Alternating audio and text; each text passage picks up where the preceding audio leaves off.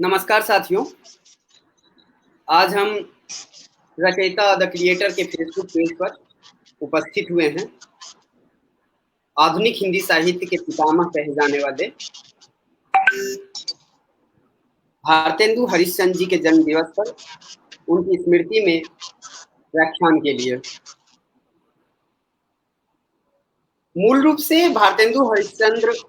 आधुनिकता के पहले रचनाकार हैं। उनका मूल नाम जो है हरिश्चंद्र है और भारतेंदु उनकी उपाधि के रूप में मिला हुआ था। उनका कार्यकाल जो है, जब ऋतिकाल जो है खत्म हो रहा है, उसके बाद भारतेंदु उपस्थित हो रहे हैं और हिंदी की जो परंपरा जो है उसको आगे ले जाने का काम भारतेंदु ने बखूबी किया था। भारतेंदु पुरानी जो परंपरा थी उसको छोड़ करके, जो लोग उसका चोला पहन रखे थे उसको उतार करके नई परंपरा जो है, नवीनता की जो परंपरा थी उसके न केवल बीज बोए थे बल्कि उसको आगे बढ़ाने का काम भी भारतेंदु ने किया था। भारतेंदु देश में जो उस समय की अवस्था थी, गरीबी, पराधीनता, तमाम तरह की जो महिलाओं के उत्थान की जो आवश्यकता थी, इन सबको केंद्र में रख करके लेखनी चलाई और ऐसी लेखनी चलाई जो आज तक हम उन्हें याद रहते हैं। उस समय का पूरा साहित्य जो है भारतेंदु को केंद्र में रख करके आगे बढ़ती। जब भी आगे की परंपरा नई परंपरा आती है तो भारतेंदु जो है हमेशा केंद्र में रहते हैं। भारतेंदु हरिश्चंद्र जो है नाटक की परंपरा को आगे बढ़ाते हैं जब, तो अपने हिंदी साहित्य के इतिहास में रामचंद्र शुक्ल जी भी कहते हैं कि विलक्षण बात यह है कि आधुनिक गद्य साहित्य की परंपरा का प्रवर्तन नाटकों से हुआ और जब आगे का प्रसाद युग आता है तो वह भी एक तरह से भारतेंदु युग का ही अगला भाग कहलाता है। उसको केंद्र में रखकर तमाम रचनाकार जो है आगे बढ़ते हैं। तो मूल रूप से आज हम उपस्थित हुए हैं उनकी स्मृति को याद करने के लिए, और जो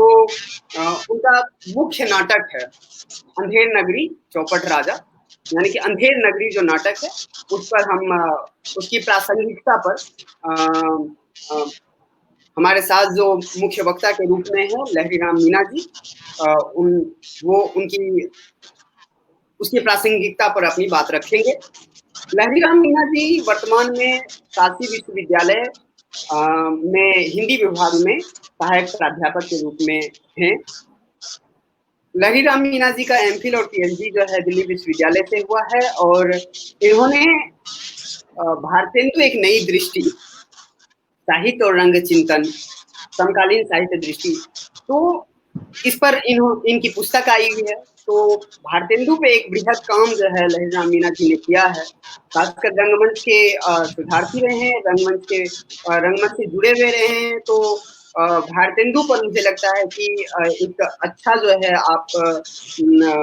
एक अच्छा वक्तव्य जो है हम उनकी प्रासंगिकता जो है, उनकी जो किताब है उसके बारे में हम जान सकते हैं, उनके नाटक के बारे में जान सकते हैं, उनकी रचना प्रक्रिया जो है उस पर हम उनकी राय जान सकते हैं। क्योंकि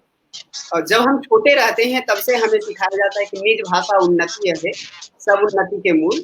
बिना निज भाषा ज्ञान के मिटे नहीं हुए के फूल। तो जो निज भाषा है, जो हमारी मातृभाषा है, उसको उसके बिना हमारी जो किसी भी तरह से हमारा विकास नहीं हो सकता है। तो भारतेंदु हरिश्चंद्र आज नहीं, आज से 100 साल पहले कह कर गए हैं। आज भी हम उस चीज को महसूस करते हैं और अपनी भाषा में हम अपना सारा कार्य करते हैं। तो आगे का जो मंच जो है हम पूर्णतः लहरी राम मीणा जी को सौंपते हैं और अंधेर नगरी जो नाटक है उसकी प्रासंगिकता आज भी किस रूप में हमारे सामने उपस्थित है, जो सत्ता के विरुद्ध हो या उस समय के अंग्रेजों के विरुद्ध हो, चाहे आज की सत्ता के विरुद्ध हो या आने वाली तमाम सत्ताओं के विरुद्ध हो, या जो पूर्ववर्ती जितनी भी सत्ताएं थी उसके विरुद्ध हो, किस तरह से प्रासंगिक रही है, आज भी है और आने वाले कई सदी तक या किस तरह से प्रासंगिक रहेगी, इन तमाम सवालात पर हम लहरी राम मीणा जी के विचार को जानेंगे। तो पूरा मंच जो है सर आपका है।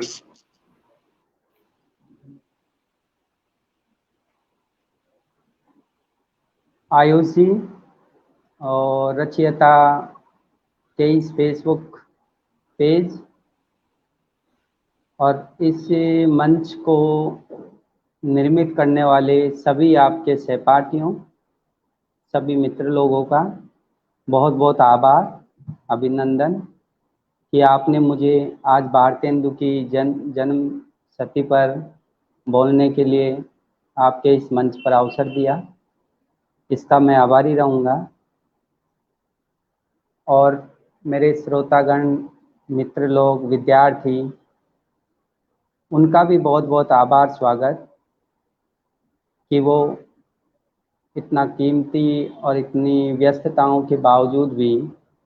आज भारतेंदु के इस वक्तव्य में शामिल होंगे। आप सभी मित्रों का भी बहुत बहुत अभिनंदन। मैं भारतेंदु, मुझे विषय दिया गया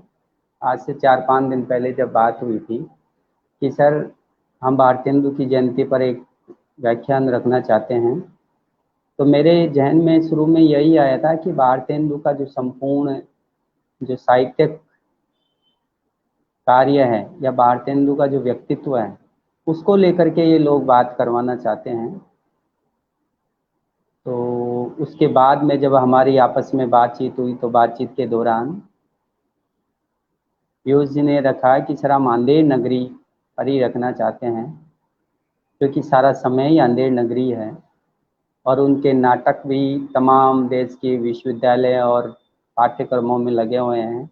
तो उस लिहाज से भी बच्चों के लिए भी और वर्तमान जो समय है उसके हिसाब से भी ये वक्तव्य ठीक रहेगा, क्योंकि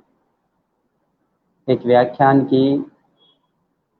एक समय सीमा होती है, तो उसके दायरे में ये ठीक रहेगा। क्योंकि भारतेंदु का तो बहुत बड़ा व्यक्तित्व है और बहुत बड़ा जो कर्तृत्व है उसको समेटना इतने से समय में बहुत कम है। तो उस लिहाज से फिर हमने आपस में डिसाइड किया कि इसके विषय को लेकर के कि अंधेर नगरी की प्रासंगिकता और भारतेंदु का जो समय है उस पर हम बात करने के लिए आपस में एक दूसरे से सहमत हुए। आज मैं भारतेंदु की अंधेर नगरी नाटक की प्रासंगिकता पर अलग अलग चरणों में बात करूंगा कि किस तरह से उसके जो उनका ये जो अंध व्यवस्था उस समय की थी उस पर किस तरह से अंधेर नगरी रचना निर्मित हुई और अंधेर नगरी आज भी क्यों इतनी प्रासंगिक है। 171वीं जयंती आज हम भारतेंदु की मना रहे हैं और आज यानी अंधेर नगरी नाटक को जब हम देखते हैं तो देखेंगे कि उसका हर एक शब्द आज मूल्यवान है। हर चीज आज हमारे समाज में वो घट रही है जो उस जमाने में भारतेंदु ने बोली थी। आज के उन व्यक्तियों से ज्यादा भारतेंदु आधुनिक थे जो आज चाहे जिस तरह से भारतेंदु भाषा को एक राष्ट्रभाषा के रूप में और लोक जागरण का और राष्ट्रीय महत्व का और जन जागृति का जो विषय बनाए थे आम जनता को जगाने का, एक तरह से आज हम देखते हैं कि हमारी भाषा को लेकर के किस तरह से वो एक प्रकार से हाशिए पर है और किस प्रकार से वो निंदा के रूप में हमारे सामने आती है। किस तरह से वो उसको कह सकते हैं कि जो आत्मविश्वास अपनी भाषा को बोलने के दौरान हम लोगों को जो होना चाहिए वो न हो करके हम एक विदेशी जो संस्कृति हो या सभ्यता हो या भाषा हो उसको अपना करके अपने आप को किस तरह से गौरव महसूस करते हैं, उन्हीं विषयों को लेकर के आज हम बात करेंगे। क्योंकि सबसे पहले आपने देखा होगा कि अंधेर नगरी नाटक 1881 ईस्वी में लिखा गया था और वो एक लोक जो कथा है उससे प्रभावित होकर के सामान्य रूप से उन्होंने ये नाटक की रचना की। आप इस नाटक को देखोगे कि बहुत छोटा लगता है, इसके जो अंक है, हालांकि 6 अंकों में ये विभाजित किया गया है, परंतु हम इसको अंकों की बजाय अगर दृश्यों में या दृश्यों के रूप में बोलेंगे तो वो ज्यादा एक तरह से ठीक रहेगा। क्योंकि अंकों के यानी छोटे छोटे जो दृश्यों के रूप में इन्होंने छोटी छोटी जो बातें थी, उन छोटे छोटे जो भी पात्र थे, उन पात्रों के माध्यम से इतना बड़ा एक प्रकार से कह सकते हैं कि काशी प्रांत की घटनाएं या वहाँ की उस समय की समाज की स्थितियां ही नहीं थी। ये एक प्रकार से अंधेर नगरी हम कह सकते हैं कि वो जो पश्चिमी सभ्यता थी, जो ब्रिटिश समय का जो एक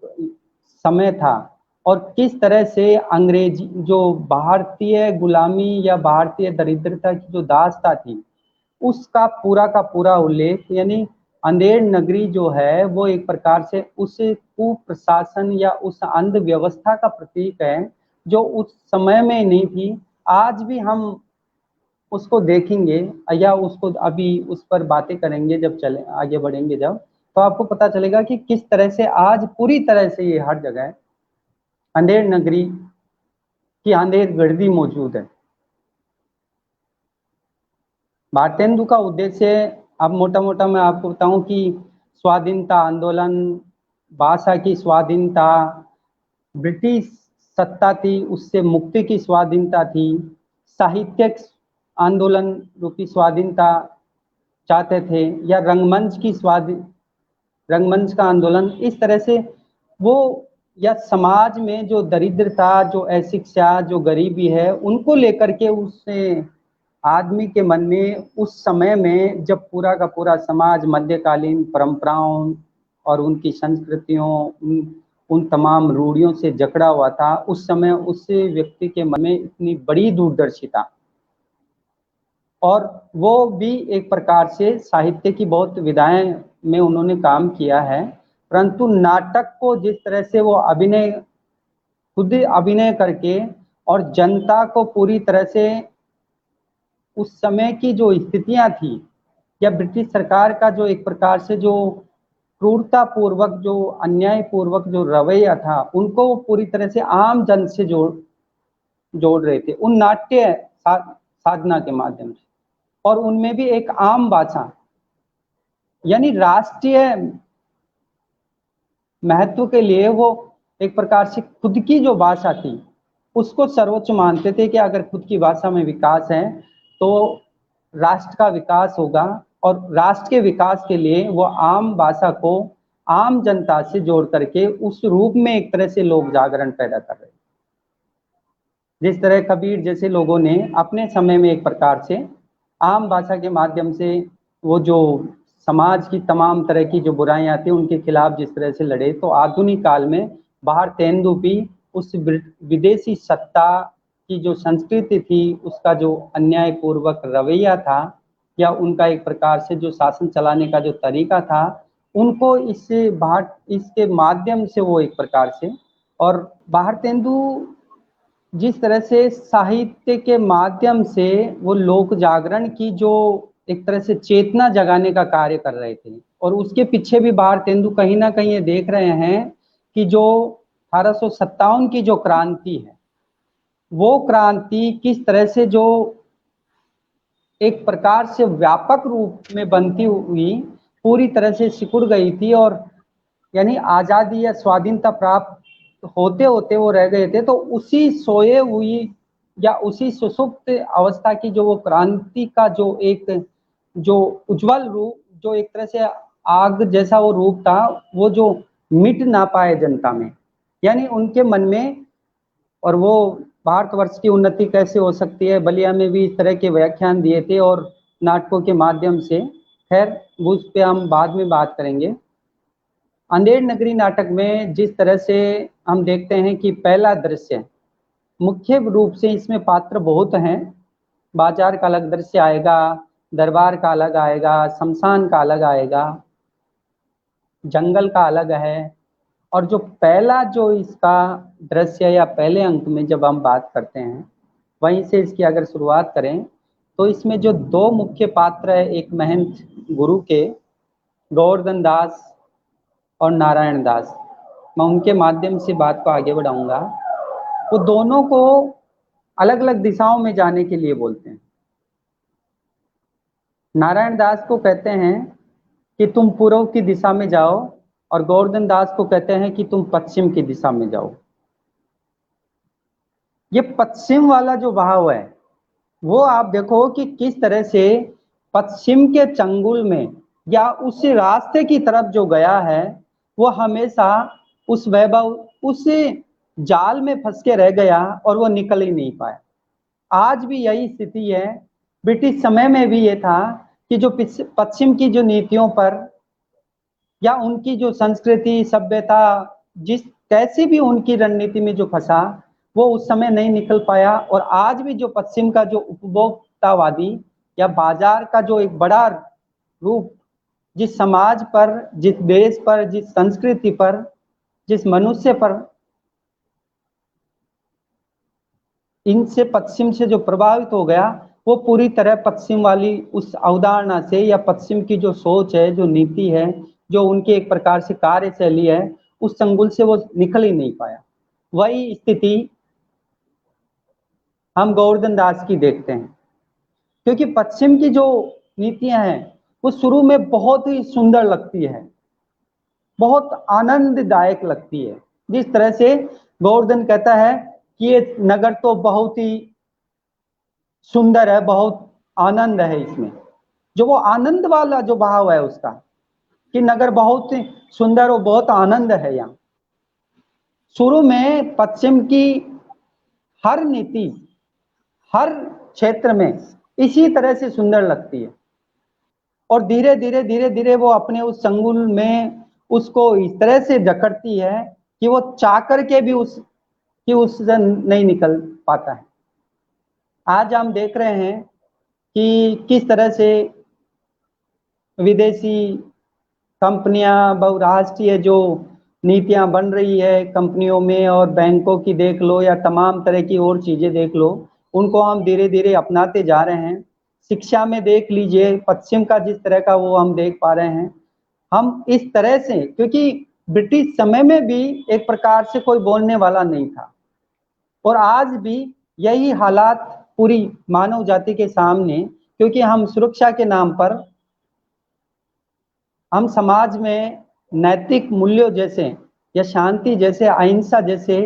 मूल्य या संस्कार सिखाने की बजाय हम हथियारों और तमाम तरह की सुरक्षाओं पर जो जिस तरह का अरबों खरबों रुपए जो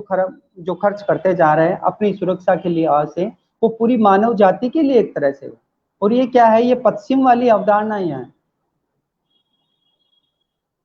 और वो जो आप बाजार वाला देखते हो किस तरह से गोवर्धन दास का जो अंतिम समय में भी, क्योंकि यहाँ पर जो गुरु है वो विवेकशील है और वहां पर वो पश्चिम वाली जो भोग की जो संस्कृति है, विलास की जो संस्कृति है, शुरू में जो आनंद जिस तरह से अपनी ओर आकर्षित करता है और फिर बाद में किस तरह से वो चाह करके भी नहीं निकल सकता, वही स्थितियां आज बनी हुई है। अभी आप देख रहे होंगे कि एक राष्ट्र किस तरह से किन सत्ताओं के अधीन है और पूरी जो मानव जाति है वो सिर्फ उनके दृश्यों को देख रही है कि कौन किस पद पे बैठा। आपने देखा होगा कि एक समय पहले उनके ऊपर कितने अरबों रुपए की घोषणाएं की गई थी कि ये समाज के लिए एक आतंक, एक खतरा है। आज वही सत्ता चला रहे हैं वहां पर, क्योंकि जो बांटो और जो फूट डालो और बांटो वाली जो नीति है वो बाजार में जो सब्जी बेचने वाली है, वो सब्जी बेचने वाली का एक मैं आपको इसी संदर्भ में वो बताती है, पूरा का पूरा बोलती भी है। क्योंकि बाजार को हम देखेंगे तो दरअसल वो भारतेंदु के समय का बाजार या काशी का बाजार नहीं है, वो पूरा विश्व है, इतिहास है। वो काशी या वाराणसी नहीं है, वो भारत नहीं है, वहां पर पूरा विश्व है, पूरा इतिहास है, जहां पर आप देखते होंगे कि हर धर्म, हर जाति के, हर संप्रदाय के, हर नीतियों के लोग आपको उस बाजार में मिलेंगे। उस बाजार में जो काजी वाला, मैं आपको एक भाव आता है कि जो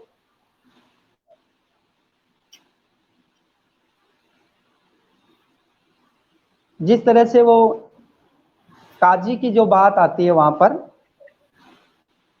भाजी और खाजा, अंधेर नगरी चौपट राजा, टक्का शेर बाजी टक्का शेर खाजा। ये भाजी और खाजा वाली आप देखोगे कि जो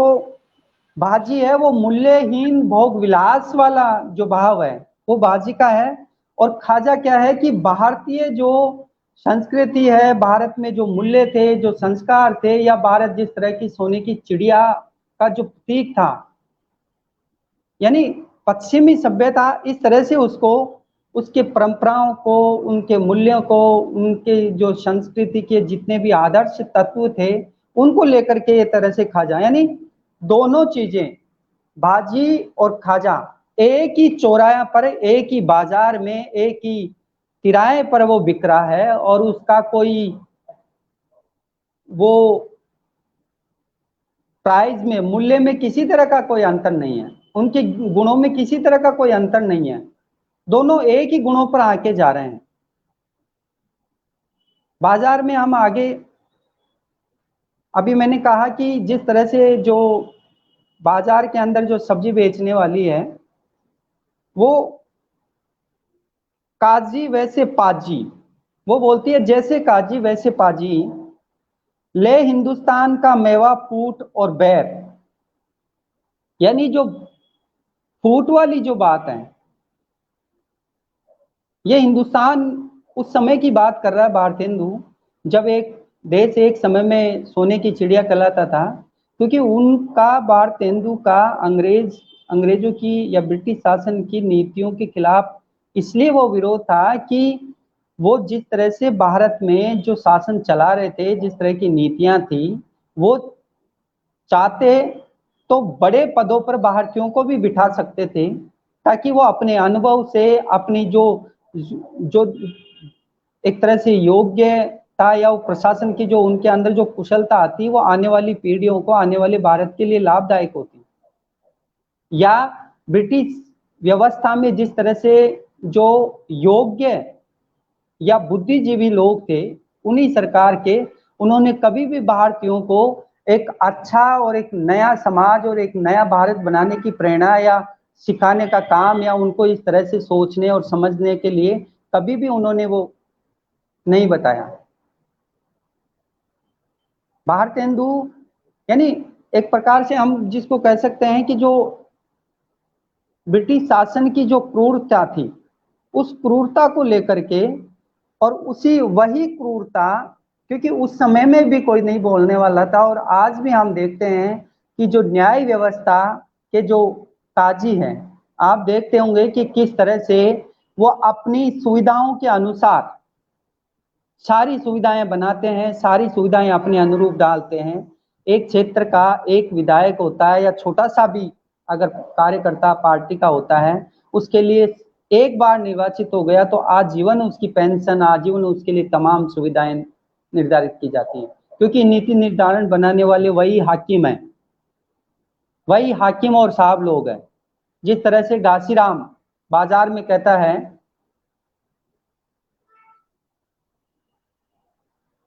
चूरण साहब लोग जो खाता, सारा हिंद हजम कर जाता,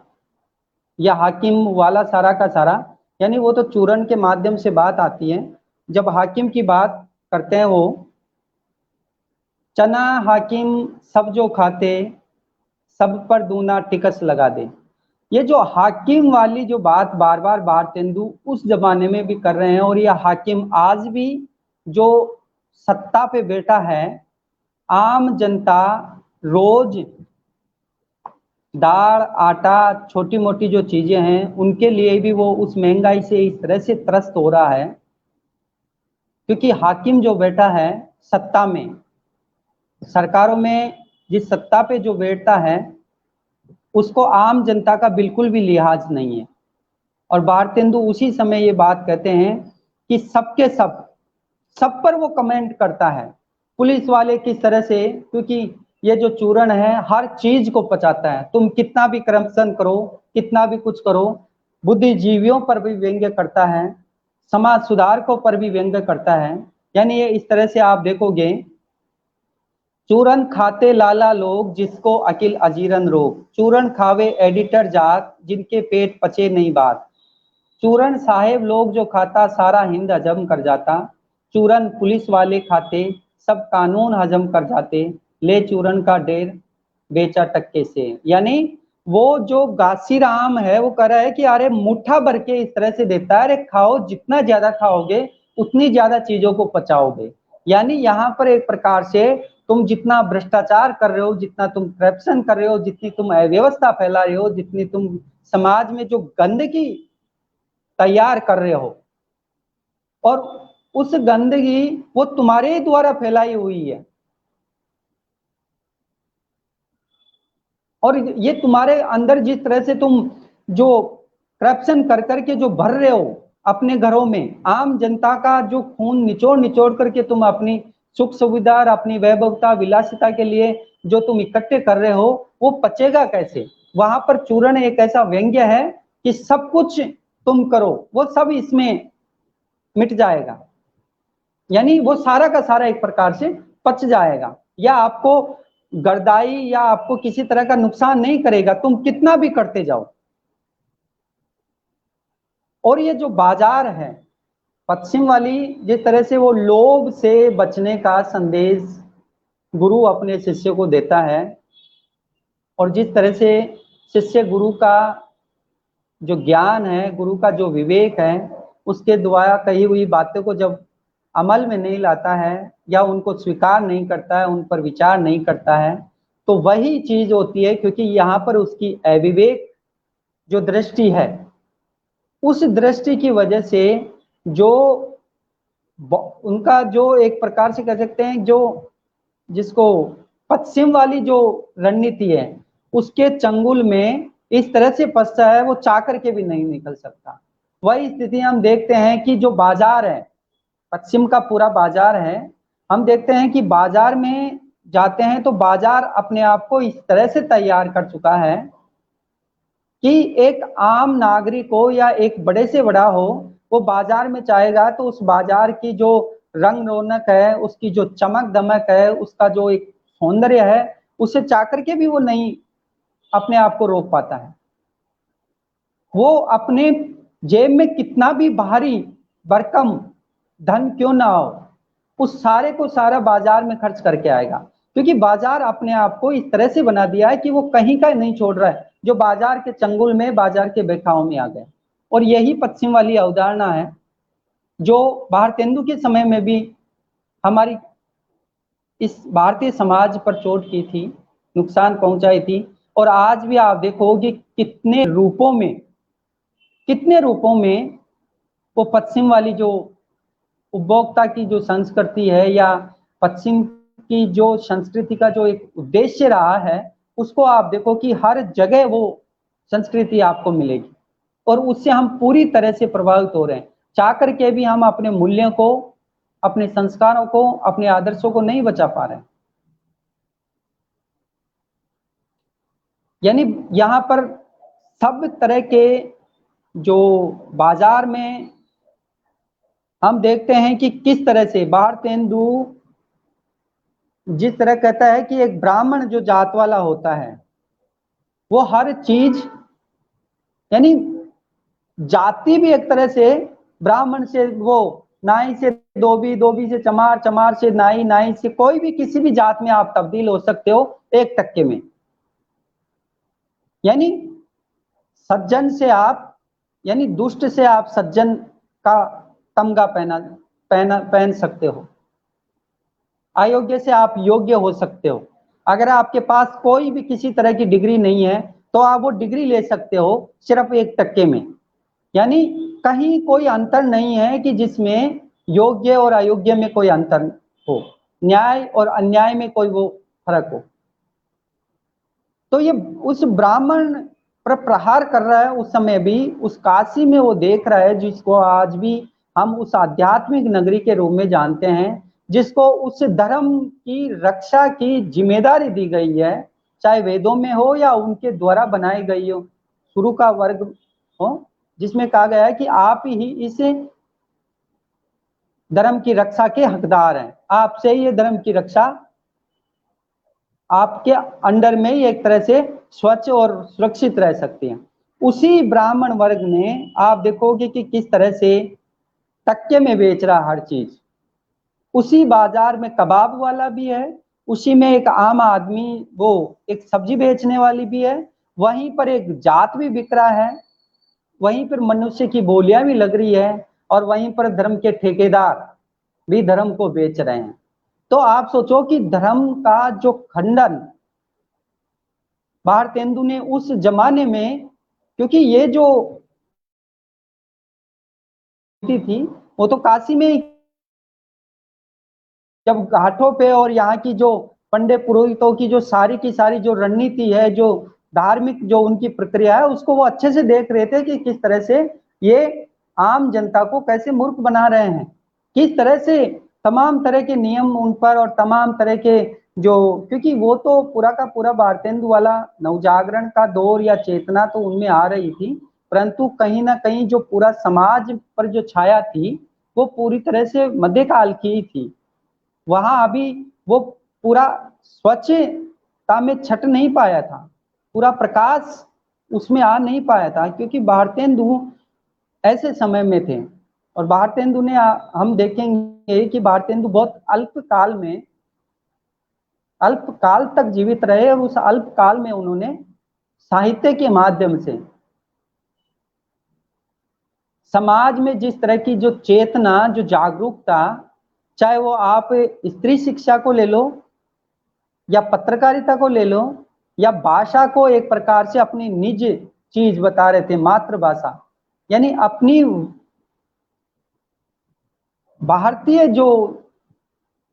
वस्तुएं हैं उनकी जिस तरह से वो कीमत कर रहे थे कि सब कुछ यही है, विदेशी हर चीज का बहिष्कार करो तुम, यानी वो पश्चिम की जो अवधारणा, उस उपभोक्तावादी संस्कृति, उस बाजारवादी व्यवस्था जो पश्चिम की थी, उससे वो उस जमाने में भी असहमत थे। उस जमाने में भी वो, आप सोचो कि कितना विरोध करते थे, और वही चीजें आज भी हमारा समाज का एक जो अच्छा बुरा जानने वाला वर्ग है वो इन नीतियों का विरोध, इन संस्कृति का जो पश्चिम वाली जो सभ्यता है इसका विरोध करता है वो, और वो कभी अपने आप को, अपनी भाषा, अपनी संस्कृति, अपनी बोली, अपना धर्म को मानते हुए वो कभी एक प्रकार से कमजोर या इस तरह से घृणित महसूस नहीं करता है, वो इस तरह से हीन महसूस नहीं करता है कि मेरे को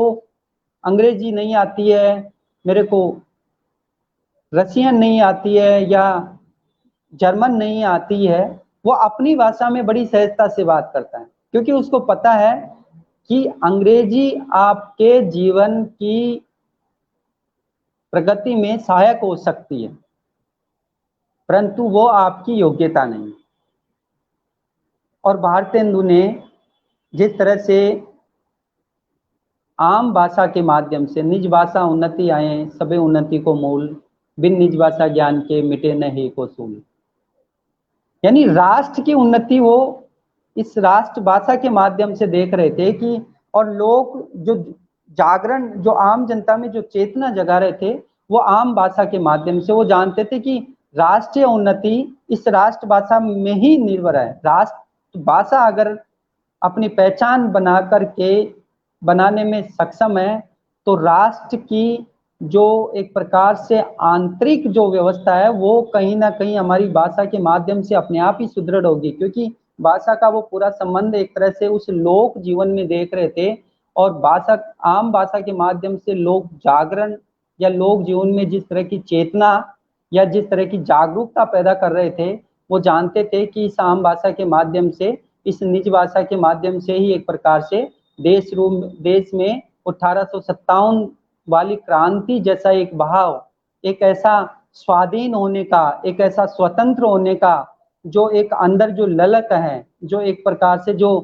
तेज है, वह उसी को जगाने का वो कार्य कर रहे थे। और उसके लिए वो चाहे अपनी भाषा ले लो, चाहे रंगमंच ले लो, या तमाम तरह की कविताएं ले लो, या समाज सुधार के रूप में जो अपने पैसों से जिस तरह से वो तमाम वो विश्वविद्यालय, स्कूल और नारी शिक्षा के लिए जिस तरह पत्रिकाएं भी निकाली उन्होंने, और वो स्त्री के प्रति जिस तरह से उसका जो दृष्टिकोण था कि मात्र भगिनी सखी तुलना आर्य ललना गण को, नील देवी जिस तरह नाटक में उस समय भी वो एक नारी की जो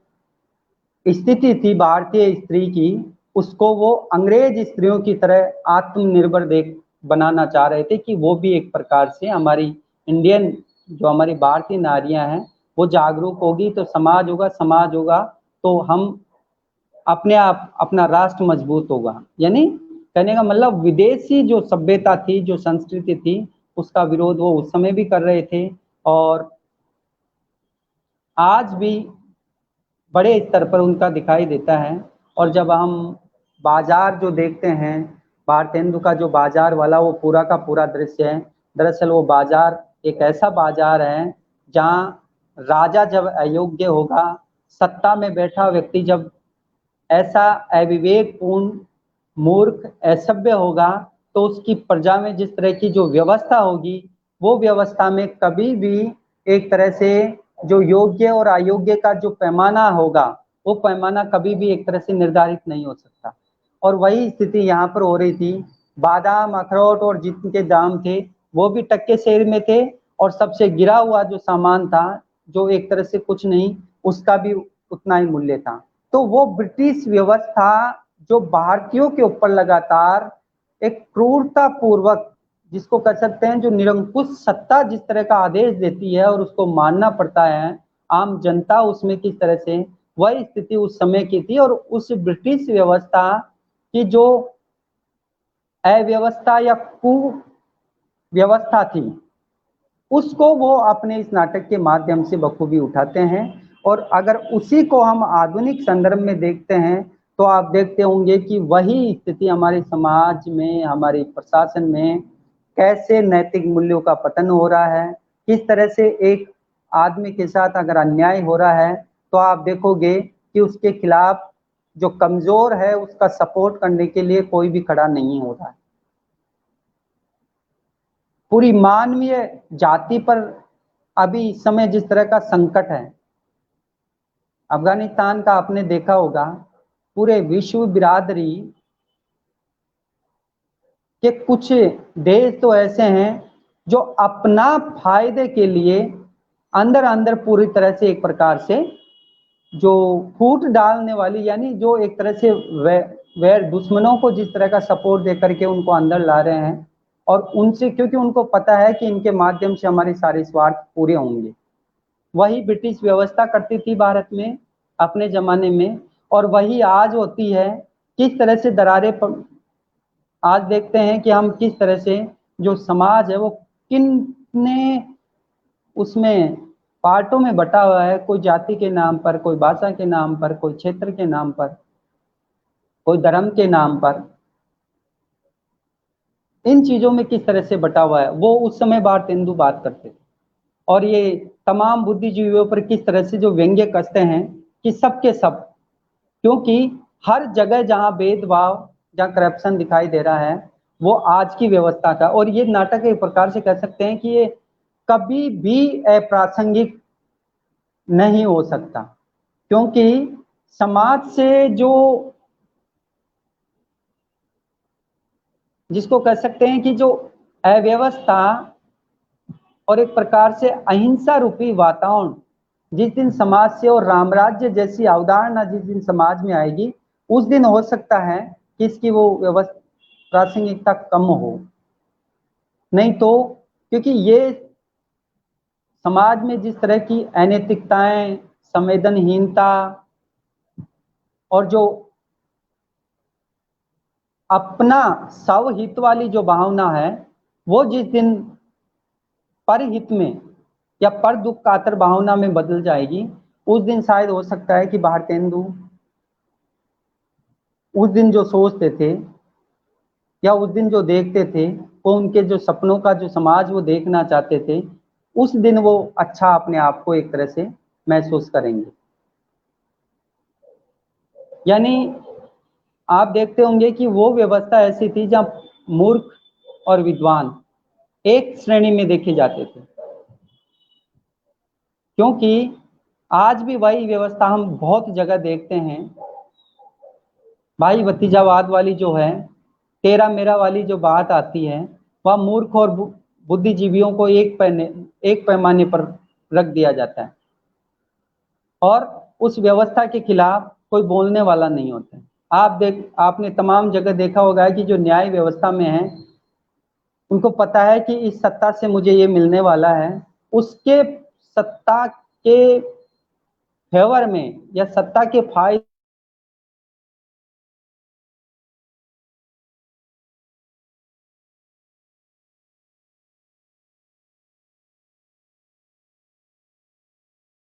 के लिए जो नियम, जो कानून बनाए जाते हैं, वो बिल्कुल दरकिनार कर दिए जाते हैं। उनके हितों को नजरअंदाज कर दिया जाता है।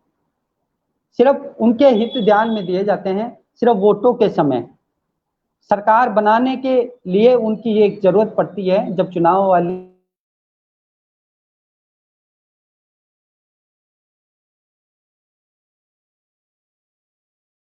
कागजों में भी इस तरह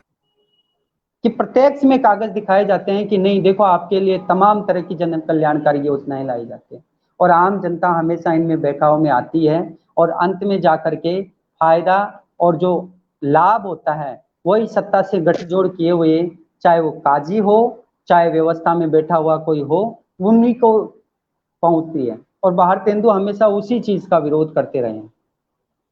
और ये उस समय भी यही था, क्योंकि भारतेंदु को आप भारतेंदु उस वंश के हैं जहां से सेठ अमीचंद, जो अंग्रेजों का सपोर्टर था, अंग्रेजों की जी तोड़ से सहायता करता था, उन्हीं के पूर्वज। और यही भारतेंदु उन्हीं का विरोध करते हैं और अपने देश के लिए, अपने समाज के लिए, अपनी जितनी भी दौलत है उसको समाज के लिए न्यौछावर करते हुए एक मिनट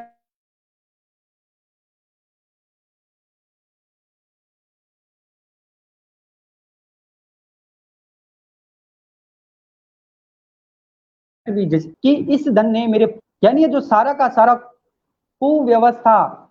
या जो देश से दगा करके, समाज से दगा करके जिस तरह से जो इकट्ठा किया हुआ है, ये सारा का सारा वो अपने महिलाओं की शिक्षा के लिए, उनके लिए तमाम तरह के विश्वविद्यालय, स्कूल, और जो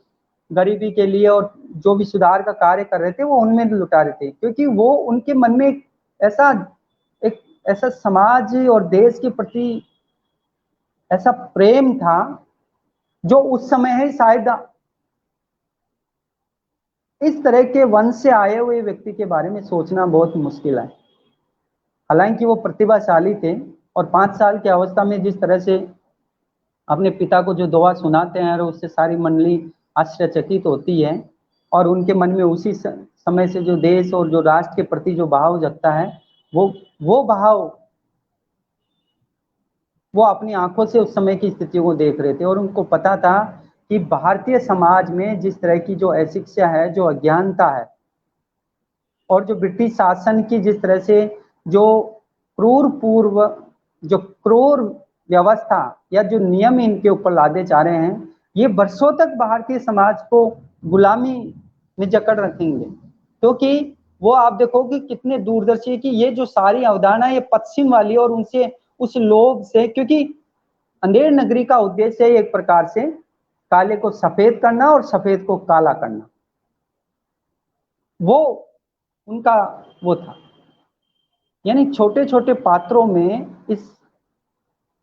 नाटक की रचना ये करते हैं एक प्रसंग के रूप में, और वो भी व्यंग्यात्मक शैली में। आपने देखा होगा कि 3 पात्र मुख्य रूप से जो शुरू में भी रहते हैं और लास्ट में भी वही उनकी भूमिका रहती है।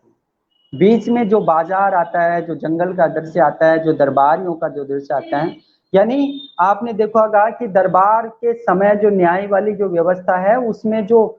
राजा की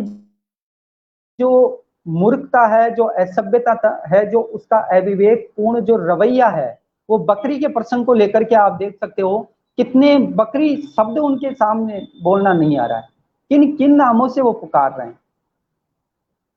यानी न्याय यहाँ पर हो ही नहीं रहा है। उनको सिर्फ मतलब है कि अगर कोई फरियादी आया है तो कागजों में हो या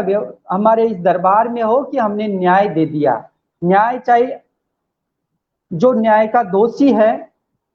उसे दिया गया, या जो निर्दोष है उसे दिया गया, सिर्फ उनकी नजरों में न्याय है। अयोग्य को योग्य बनाया, योग्य को अयोग्य बनाया, वो उनके लिए सब जायज है। और आज भी हम देखते हैं कि आम आदमी के लिए तमाम तरह के कानून हमारे समाज में हम रोज देखते हैं।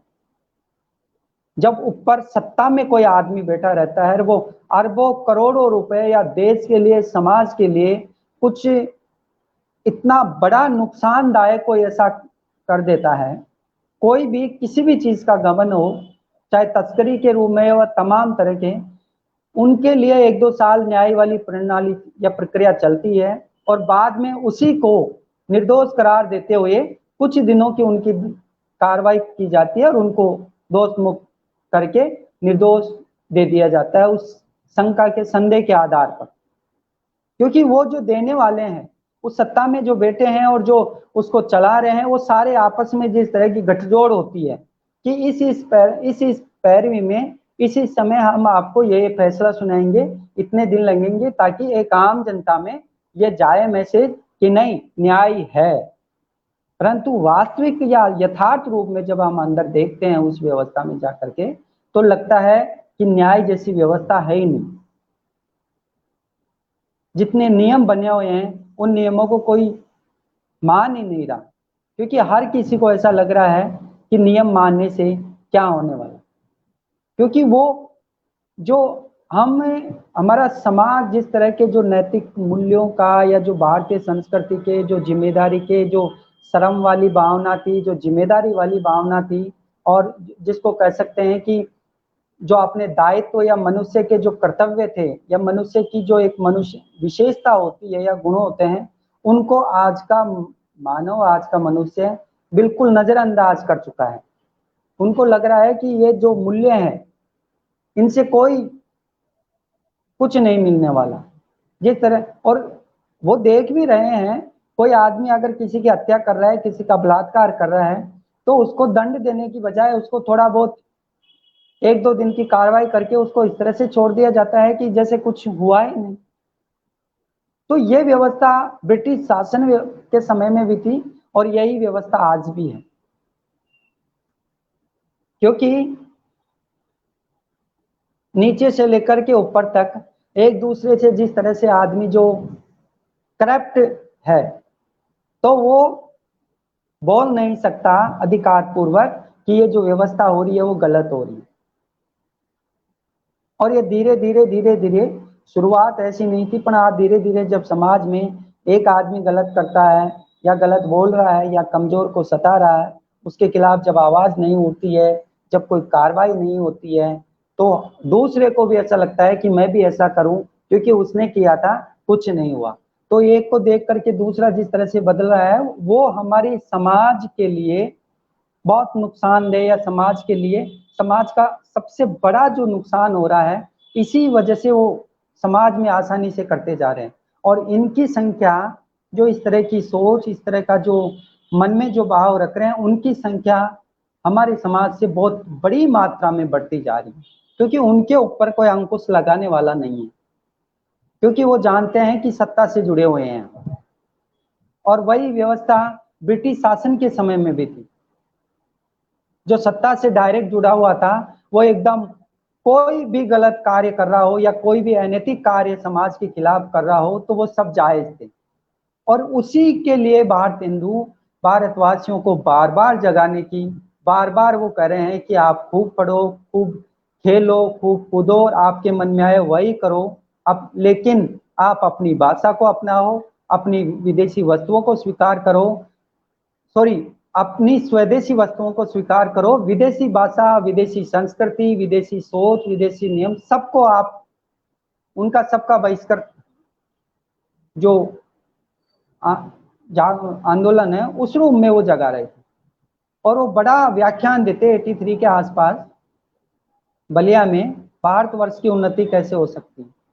पूरा का पूरा व्याख्यान एक तरह का चलता है। तो भारतेंदु ने साहित्यिक आंदोलन के माध्यम से जिस तरह से समाज में जो जागरूकता पैदा की थी, चाहे वो भाषा के माध्यम से हो या पत्रकारिता के माध्यम से हो या रंगमंच के माध्यम से हो या कविता के माध्यम से हो, हर दृष्टि से वो देख रहे थे कि भारतीय समाज को जगाना बहुत जरूरी है। और वो 1857 वाली जो आग है, उस आग को वो एक प्रकार से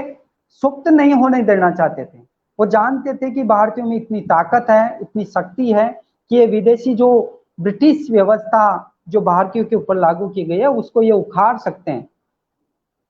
और यहाँ पर आप देखोगे कि जो मूर्ख व्यवस्था में वो इतना आपस में देखते हैं, जब अंत में उनको फांसी देना है, यानी राजा के पास फरियादी आया है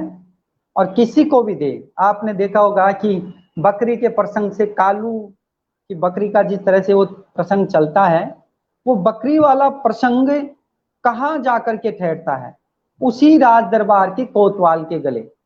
जब कोतवाल के गले की जो फंदा कम या हल्का पड़ता है तो कहा है कि किसी भी नगर में किसी को भी ढूंढो। और वही जो गोवर्धन दास जिस दिन अपने गुरु के जो उपदेश थे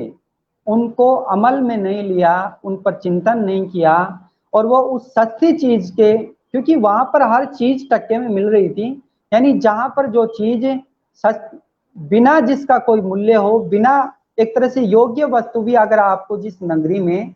बहुत सस्ते में मिल रही हो, जिसकी बहुत हाई कीमत हो और बहुत लो भी उसके बराबर हो, तो हमेशा इंसान को उस व्यवस्था में, उस जगह पर कभी भी नहीं रहना चाहिए, या उस मंडली में, उस संगति में कभी भी नहीं रहना चाहिए, क्योंकि वो कभी ना कभी आपको जिस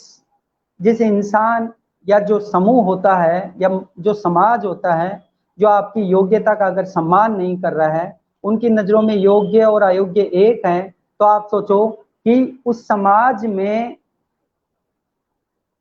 कैसी व्यवस्था होगी, वो कैसा होगा। उसी तरह भारतेंदु ये जो मेहनत के माध्यम से, गुरु के माध्यम से भारतेंदु जिस तरह समझा रहे हैं अपने चेले को, जो उपदेश था कि तुम इसमें मत रहो, क्योंकि ये आनंद वाला जो तुम्हें देख रहा है ये लोभ का वो है, और लोभ एक दिन इंसान को नुकसान, या समाज सबके लिए लोभ एक प्रकार से नुकसानदेह होता है। और ये सारा का सारा एक प्रकार से ये जो लोभ वाली है वो खुद बोलता कहता भी है, लोभ को लेकर के बड़ी बात कहता है।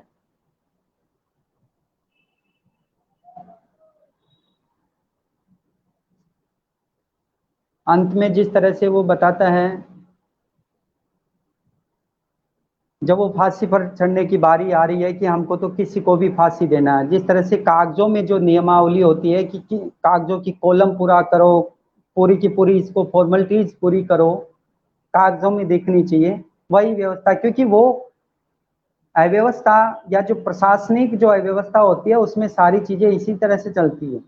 कि कॉलम पूरे होने चाहिए, डाटा पूरा हो। और आज भी हम देख रहे हैं कि धरातल पर जितनी योजनाएं जो जन कल्याणकारी है, आम जनता तक जितनी पहुंचनी चाहिए थी, वो आम जनता के लिए नहीं पहुंच करके सिर्फ वो कागजों में उनकी पूरी की पूरी एक तरह से वो होती है कि इतने करोड़ रुपए या इतने करोड़ ये चीज हो गई जन कल्याण के लिए या आम जनता के लिए, तमाम तरह की ये योजनाएं थी जो पूरी हो गई, क्योंकि सरकार अपनी तरफ से पैसा जारी कर चुकी है, व्यवस्था कर चुकी है, पर वो सिर्फ सरकार के पास सिर्फ कागजों में है, धरातल पर वो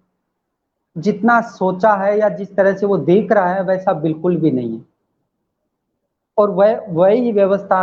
ब्रिटिश समय में थी। ब्रिटिश राज जो था वो भारत में ये कह रहा था कि रेल बिछा रहे हैं, तमाम तरह की आधुनिक व्यवस्था ला रहे हैं, जबकि वो जो मूल उनका जो ज्ञान था उस ज्ञान से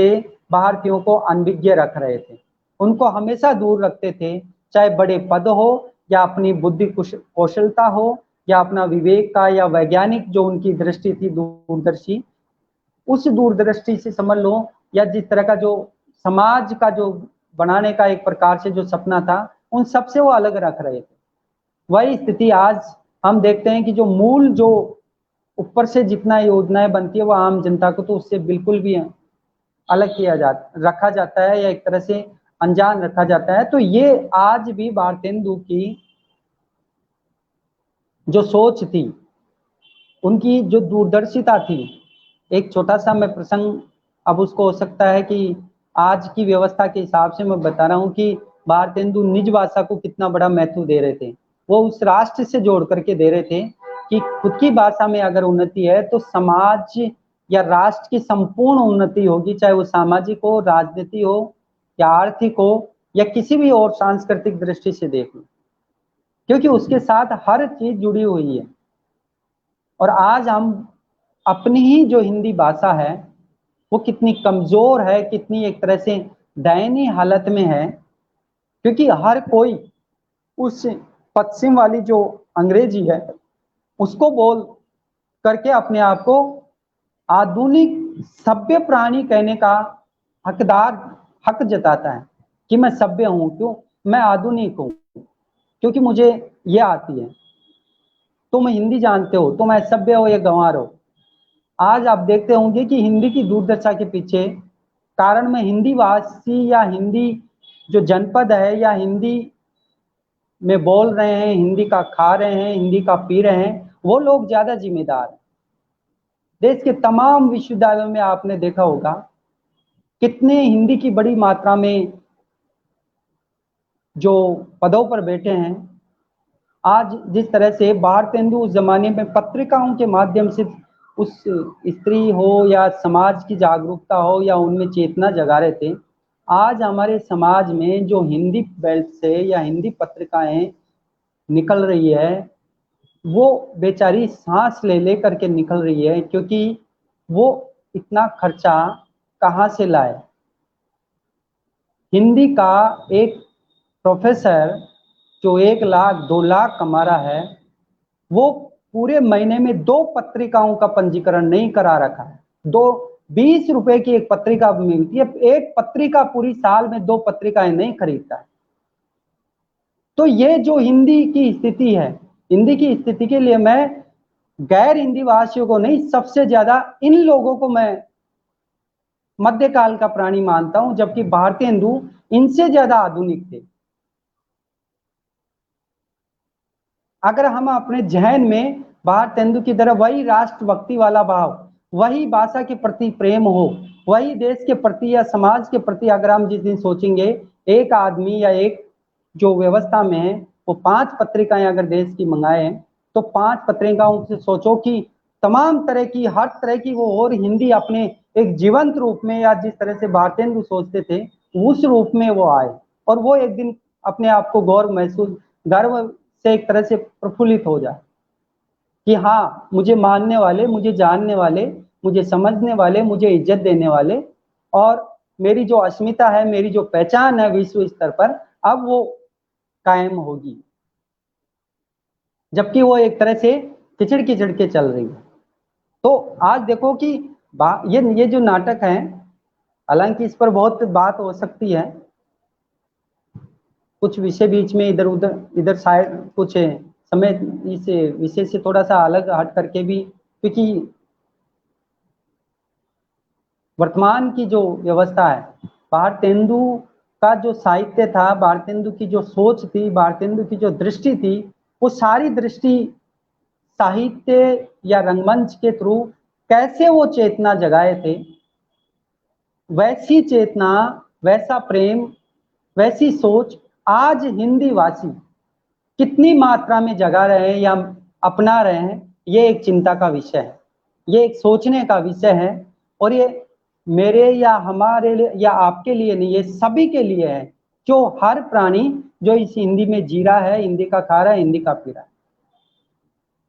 तो भारतेंदु वाली जो दृष्टि अगर हम थोड़े प्रतिशत में भी अगर स्वीकार करेंगे या रखने लग जाएंगे या सोचने लग जाएंगे, तो मैं मानता हूं कि ये पश्चिम का जो प्रवेश द्वार जिस तरह बाजार में जो कीमतें तय कर रहा है और आम आदमी से वो बहुत दूर की होती जा रही है, उनके लिए वो चीजें सपने बराबर होती जा रही है, वो शायद मैं मानता हूं धरातल पे आएगी। हर चीज आम आदमी के पास जुड़ेगी या हर चीज से आम आदमी भी अपने आप को जोड़ करके एक तरह से इस समाज का ऐसा प्राणी महसूस करेगा कि हाँ, हम भी इन चीजों का उपयोग कर सकते हैं या हम भी इनकी सुविधाएं ले सकते हैं।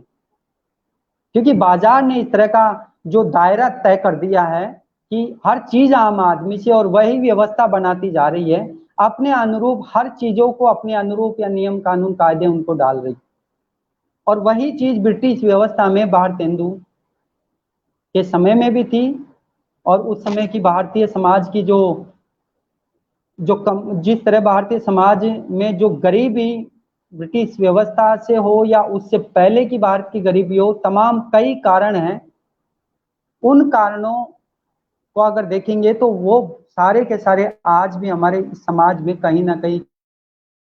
आपको किसी न किसी कोने।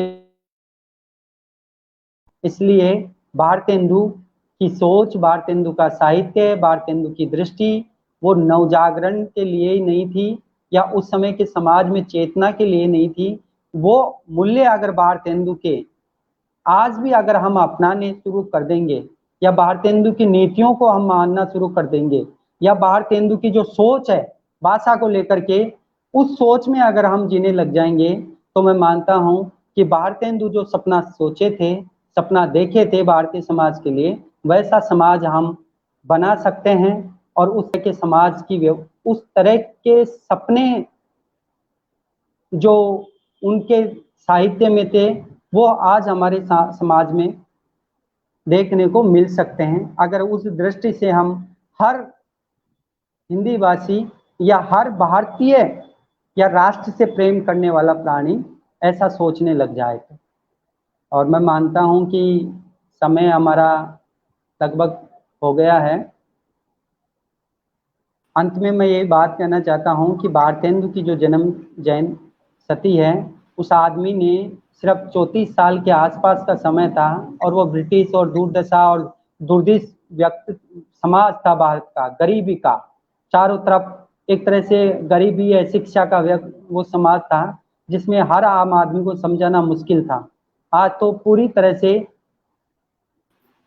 शिक्षित भी है और समझदार भी है और हर तरह की नीतियां भी जानता है। उसके बावजूद हम जान करके भी हमारे देश, हमारे समाज, हमारी भाषा से हम प्रेम इस तरह से कर रहे हैं जैसे वो हमारी दूसरी हो। तो मैं आज भारतेंदु की जयंती पर सबसे पहले भारतेंदु को बार बार प्रणाम करता हूं कि ऐसे साहित्यकार जो कम समय में और ऐसे समाज से जो समाज हमेशा अंग्रेजों का साथ दिया है, वो एक अलग बच्चा किस तरह की चेतना जगाता है, उसको बार बार प्रणाम। और जितने भी दर्शक मित्र लोग, मेरे प्रिय विद्यार्थी, मेरे साथी, और सबसे ज़्यादा जो श्रेय है, जो धन्यवाद के पात्र हैं, पीयूष पुष्पम जी और इनकी टीम, और इस जो मंच को निर्माण करने वाले, इस मंच की निर्मित की जो सोच थी या जिस जगह ये मंच निर्मित हुआ उस जगह को आप सबको बहुत बहुत प्रणाम, बहुत बहुत धन्यवाद, नमस्कार। बहुत बहुत धन्यवाद सर, आपने बहुत अच्छे तरीके से भारतेंदु हरिश्चंद्र की जो नाटक है उस पर बताया हमें। आशा है आने वाले समय में ये व्याख्यान जो है भारतेंदु हरिश्चंद्र के जो नाटक हैं जो तमाम विश्वविद्यालय में लगे हुए हैं, उस पर जब विद्यार्थी जो है इसको देखेंगे, सुनेंगे तो उन्हें सहायता मिलेगी, उन्हें अच्छा अनुभव मिलेगा कि इस तरह के व्याख्यान जो है उन्हें सहायता करने के लिए ही हम करवाते रहे हैं। और इसे हम सर अपने YouTube चैनल पर भी डाल देंगे ताकि जब विद्यार्थी जो है उसे खोजें, सर्च करें तो उन्हें वहाँ पर भी जाकर के मिल सके। सर आपका बहुत बहुत धन्यवाद रचयिता की पूरी टीम की तरफ से।